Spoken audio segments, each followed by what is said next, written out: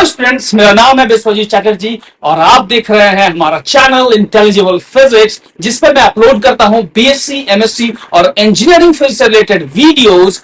अगर आप किसी भी कॉम्पिटिटिव एग्जाम्स की तैयारी कर रहे हैं जहां पे हर फिजिक्स, हर मैथमेटिक्स पूछा जाता है, तो ये चैनल आपके लिए बहुत बहुत ज्यादा हेल्पफुल है। तो चलिए स्टार्ट करते हैं आज का हमारा टॉपिक। आज हम लोग बात करेंगे postulates of special theory of relativity.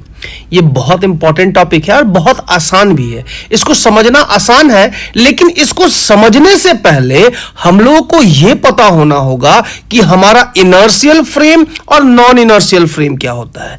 इससे पहले हम एक और बात बता दें, हम लोगों का जो पहला वीडियो था, इससे पहले हम लोग बात किए गैलीलियन ट्रांसफॉर्मेशन, उससे पहले बात किए थे माइकलसन्स मॉर्ले एक्सपेरिमेंट के बारे में।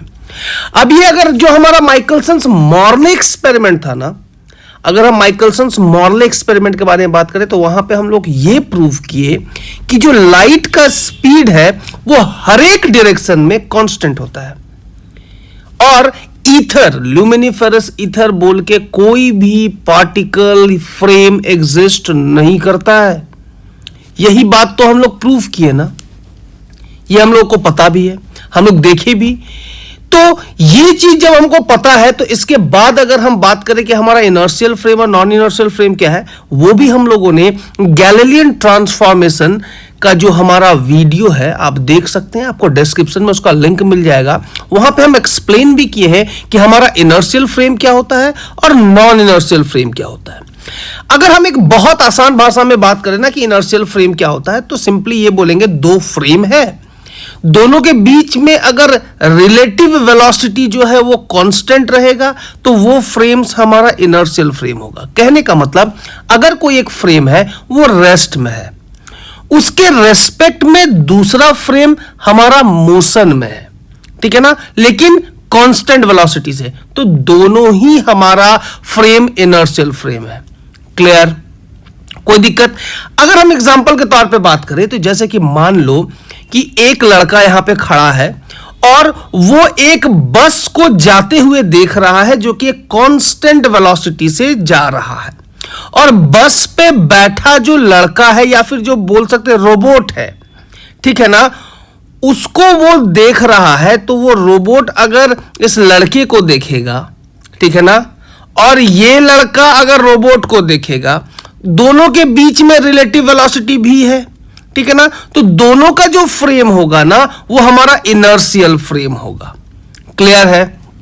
ठीक इसी तरह से अगर हम नॉन इनर्शियल फ्रेम के बारे में बात करें, नॉन इनर्शियल फ्रेम आपको बहुत अच्छे से पता है कि अगर हम अर्थ को रोटेट करते हुए देखें तो अर्थ अगर रोटेट कर रहा है इसका मतलब क्या? इसका मतलब कि वो एक एक्सीलरेटेड फ्रेम है, ठीक है ना। एक्सेलरेटेड फ्रेम हमारा नॉन इनर्शियल फ्रेम होता है। हमारा वेलोसिटी अगर कांस्टेंट नहीं है, लगातार बदल रहा है, तो उस समय हमारा जो फ्रेम होगा that will be non inertial frame. Clear है? तो अभी जो हम लोग बात करेंगे ना स्पेशल थ्योरी ऑफ रिलेटिविटी, वो हम लोग बात करेंगे इनर्शियल फ्रेम के बारे में। तो चलिए बात करते हैं इनर्शियल फ्रेम के बारे में, हमारा स्पेशल थ्योरी ऑफ रिलेटिविटी का पोस्टुलेट्स। उससे पहले हम लोग ये देखेंगे कि ये पोस्टुलेट दिया कब गया था। तो postulate of special theory of relativity जो है ना वो दिया गया था एल्बर्ट आइंस्टाइन के द्वारा इन 1905। ये बहुत रेवोल्यूशनरी पोस्टुलेट था, ये बहुत रेवोल्यूशनरी थ्योरी था, ठीक है ना। इससे हम लोगों का बहुत सारा कॉन्सेप्ट आगे जाकर के क्लियर होता है, ठीक है ना। इसके बाद अगर हम बात करें कि ये पोस्टुलेट हमारा है क्या, सब जल्दी से बताइए। पोस्टुलेट छोटा है, जल्दी से पोस्टुलेट को खत्म कीजिए ना। तो चलो खत्म करते हैं। पोस्टुलेट कहता क्या है? इसके पास बेसिकली दो पोस्टुलेट है, फंडामेंटल पोस्टुलेट जो है इनके, उसके बारे में बात करेंगे। तो पहला कहता है कि the laws of physics are invariant in all inertial frames. का मतलब हुआ कि हमारा जो लॉ ऑफ फिजिक्स है, मान लेते हैं कि एक बॉल है, उसको हम ग्राउंड पे पटके तो बॉल नीचे की तरफ ही आएगा। अगर हम बॉल को उठा करके छोड़ दिए तो वो कहां आएगा? नीचे की तरफ ही आएगा, ठीक है ना। तो ये एक रेस्ट फ्रेम के बारे में बात की, तो यहां पे लॉ ऑफ फिजिक्स क्या हुआ? एक्सेलरेशन ड्यू टू ग्रेविटी नीचे की तरफ लगा, और यहां पे लॉ ऑफ फिजिक्स के तौर पे जो बॉल है वो नीचे ही आया। लेकिन अगर हम बात करें कि यही बॉल को अगर हम एरोप्लेन पे लेके जाए जो कि आसमान में भी वेलोसिटी से मूव कर रहा है, उस केस में जो बॉल होगा हमारा, ठीक है ना, वो जो बॉल होगा उसको गिराएंगे तो भी हमारा बॉल नीचे ही गिरेगा। इसका मतलब क्या है कि लॉज ऑफ फिजिक्स जितने भी इनर्शियल फ्रेम है सब जगह पे सेम रहेगा, कहीं भी कोई चेंजेस नहीं आएगा। लेकिन फ्रेम क्या होना चाहिए? Inertial frame. या तो हमारा फ्रेम कांस्टेंट वेलोसिटी से मूव करना चाहिए या फिर रेस्ट में होना चाहिए, तो ही वो हमारा फ्रेम इनर्शियल फ्रेम कहलाएगा, ठीक है ना। और उस जगह पे लॉज ऑफ फिजिक्स चेंज कभी नहीं करेगा। तो दूसरा लॉ क्या है? दूसरा लॉ बताया था ना, माइकलसन मॉर्ले एक्सपेरिमेंट फेल किया था और ये पता चला था कि ल्यूमिनोफेरस ईथर बोल के कुछ नहीं है। साइंटिस्ट के बीच में एक बहुत बड़ा घमासान चल रहा था, ये ल्यूमिनोफेरस ईथर क्या है, एग्जिस्ट करता है कि नहीं करता है।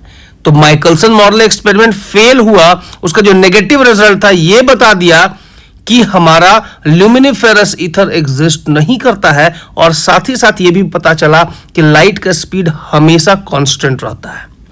क्या रहता है? The speed of light. उसी को यूज किया गया एल्बर्ट आइंस्टाइन के द्वारा और बोला यह गया कि speed of light in vacuum is a constant independent of inertial frames, the source and the observer. मतलब कि अगर स्पीड ऑफ लाइट वैक्यूम में है, आपका फ्रेम इनर्शियल है, आप वेलोसिटी v से टुवर्ड्स द लाइट मूव कीजिए या अवे द लाइट मूव कीजिए, हर एक जगह पे आपका जो स्पीड है लाइट का वो हमेशा सेम रहेगा। मतलब कि अगर नॉर्मली बात करें ना, हम लोग नॉर्मली अगर हम लोग बात करें तो ये कॉन्सेप्ट थोड़ा सा अजीब लगता है सुनने में। अब बोलोगे क्यों अजीब लगता है?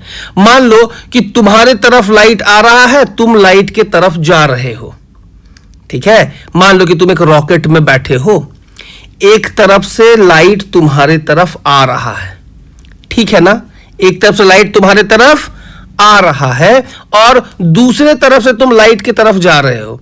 तुम्हारा स्पीड क्या है? 0.9 c। जो लाइट आ रहा है उसका स्पीड c है, यानी कि 3 × 10⁸ मीटर पर सेकेंड, ठीक है ना।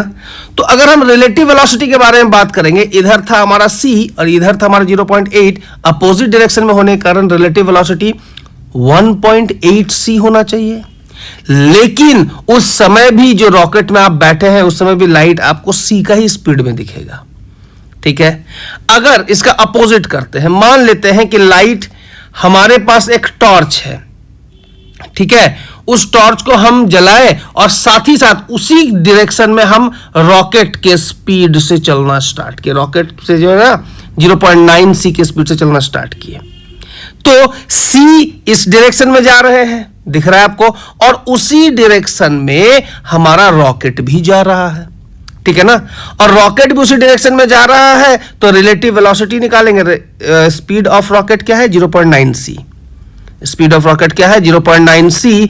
तो 0.9 c और उधर है c, तो रिलेटिव वेलोसिटी निकालेंगे तो 0.1 c होना चाहिए। इस केस में भी रॉकेट में बैठे हुए जो पर्सन है उसको स्पीड ऑफ लाइट c ही दिखेगा।